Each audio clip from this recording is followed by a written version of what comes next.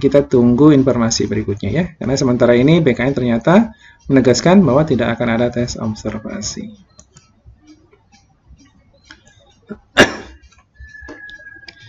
Kemudian Harmoyo seleksi CPNS 2023 dan P3K gunakan sistem CAT.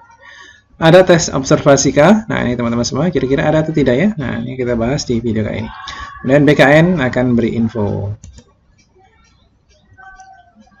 jpn.com Jakarta untuk seleksi CPNS 2023 dan P3K ini akan menggunakan sistem CAT ya, atau Computer Assisted Test gitu ya. Nah, Badan Kepegawaian Negara atau BKN sebagai Ketua Panitia Seleksi Nasional Calon Aparatur Sipil Negara atau Panselnas CASN meminta para pelamar untuk menyiapkan diri menghadapi tes nantinya ya. Pendaftaran CPNS 2023 dan P3K sudah makin dekat ya. Untuk jadwal nanti akan saya berikan di akhir video ya. Insya Allah dimulai tanggal 17 September sampai 6 Oktober. Nah, ini untuk bulan ini tentunya ya. Kata PLT Kepala BKN Haryono Dwi Putranto. Dia menyampaikan seleksi kompetensi dasar atau SKD ini khusus yang CPNS ya. Ini meliputi tes wawasan kebangsaan atau TWK. Banyaknya soal nanti akan ada 30 butir soal, kemudian tes intelijensi umum atau TIU. Nah, ini butir soalnya ada 35 ya. Kemudian tes karakteristik pribadi atau TKP ini sebanyak 45 soal dengan total waktu 100 menit ya. Jadi dari total semua ini hanya diberikan waktu 100 menit. 30, 35, 45. Berarti 110 soal ya. 110 soal. 45, 35 ya. 110 soal hanya 100 menit saja. Jadi satu soalnya mungkin tidak sampai 1 menit. Kemudian untuk seleksi kompetensi bidang atau SKB ini ketika teman-teman semua yang sudah lolos SKD ya tentunya nanti akan berkompetensi lagi di SKB-nya ya. Untuk CPNS total waktunya ini 90 menit. SKB meliputi 100 soal untuk jenis soal tidak dominan hitungan, juga 80 soal untuk soal dominan hitungan. Jadi ada hitungan, ada non hitungan tentunya, eksak, non eksak. Kemudian untuk seleksi P3K 2023 ini meliputi seleksi kompetensi teknis sebanyak 90 butir soal. Manajerial ada 25 butir soal, kemudian sosiokultural ini ada 20 soal, dan wawancara nanti ada 10 soal. Dengan total waktu nanti 130 menit ya. Kemudian baik CPNS maupun P3K nanti diseleksi lewat sistem CAT tentunya. Dari penjelasan BKN tersebut dapat disimpulkan bahwa tidak ada tes observasi ya.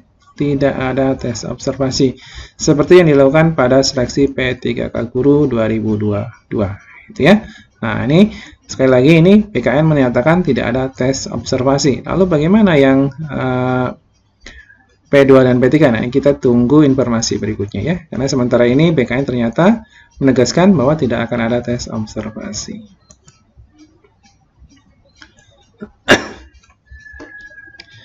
Kemudian Harmoyo menegaskan pegawai pemerintah dengan perjanjian kerja atau sering kita sebut dengan P3K menjadi prioritas ya. Kebutuhan seleksi calon ASN tahun ini dengan alokasi sebesar 543.593 dari total formasi 572 ya.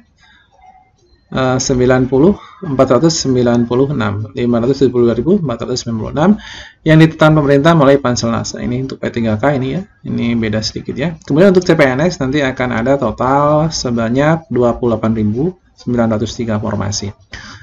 Kemudian dia juga menghimbau para pelamar segera menyiapkan dokumen-dokumen untuk pendaftaran. Nah, ini ada 7 dokumen dasar yang wajib teman-teman harus sudah mulai persiapkan ya. Yang perlu dipersiapkan yaitu yang pertama adalah surat lamaran ya, surat lamaran. Yang kedua adalah kartu tanda penduduk KTP ya, kartu keluarga, ijazah, lalu transkrip nilai, pas foto terbaru dengan latar belakang merah. Kemudian dokumen lain yang sesuai dengan ketentuan dan jenis seleksi dari instansi ya, dan instansi tentunya ada dokumen-dokumen tambahan. Tapi yang umum ini biasanya harus ada, teman-teman juga silakan dipersiapkan mulai dari saat ini. Kemudian dokumen ini bisa bertambah sesuai persyaratan dari masing-masing instansi, ini ucap Haryono ya. Sementara kebutuhan pengadaan bagi calon pegawai negeri sipil atau CPNS, nah ini dialokasikan untuk tahun 2023 ini sebanyak 28.903 dari total formasi. Nah, ini.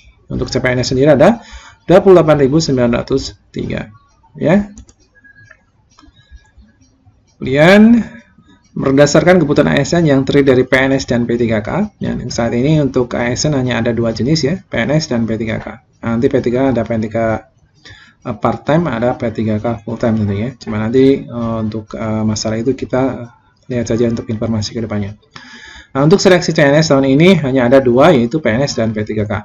Mekanisme pengadaan ASN 2023 ini ditetapkan sesuai dengan kebutuhan kelompok jabatan ASN, yakni jabatan fungsional dan jabatan pelaksana.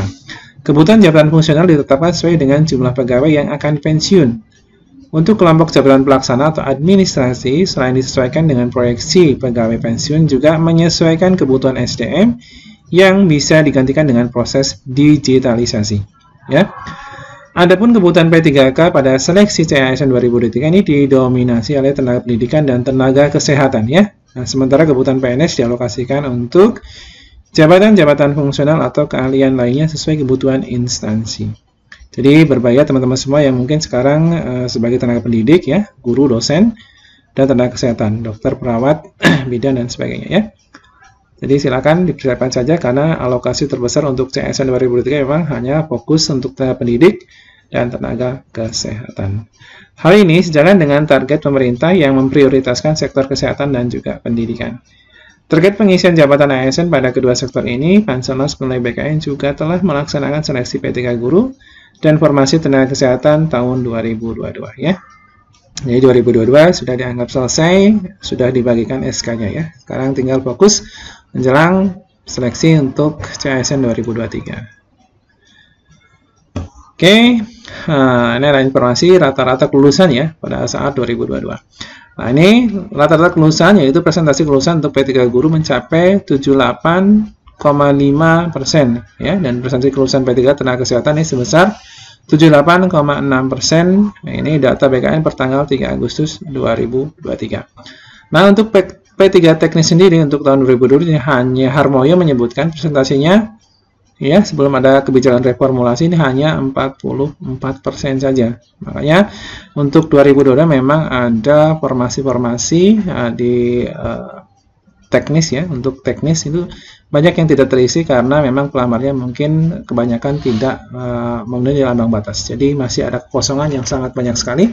Dan akhirnya ada reformulasi ya. Nah, ini dengan adanya kebijakan reformulasi yang ditetapkan oleh Kemenpan RB melalui Kemenpan RB nomor 571 tahun 2023, BKN nanti akan memperkirakan presentasi izin P3K teknis bisa mencapai 69%. Jadi untuk saat ini memang ada beberapa instansi yang sudah melakukan pengumuman reformulasi ya. Jadi selama teman-teman semua yang mungkin tadinya TL, akhirnya dengan adanya kebijakan reformulasi nantinya akan menjadi L ya, menjadi lulus ya.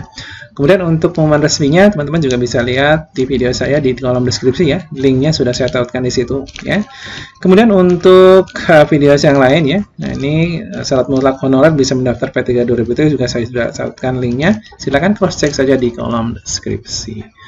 Oke, untuk yang terakhir teman-teman semua, segera informasi untuk pendaftaran seleksi ya untuk 2023 untuk CASN ya. Untuk P3K dan CPNS tentunya nanti akan dimulai ya 17 September sampai dengan 6 Oktober ya. Ini adalah timeline ya, jadwal sementara yang muncul ya untuk P3K dan CPNS ya. Pengumumannya sama teman-teman semua, untuk pengumuman seleksi untuk P3K dan PNS adalah 16 sampai 30 September. Ya, di bulan ini ya, kita tinggal tunggu saja beberapa hari lagi. Kemudian untuk pendaftarannya tentunya melalui akun SCASN ya. Kemudian untuk P3K, khusus P3K nanti tentunya untuk mekanismenya akan ada berbeda ya, akan berbeda dengan CPNS ya.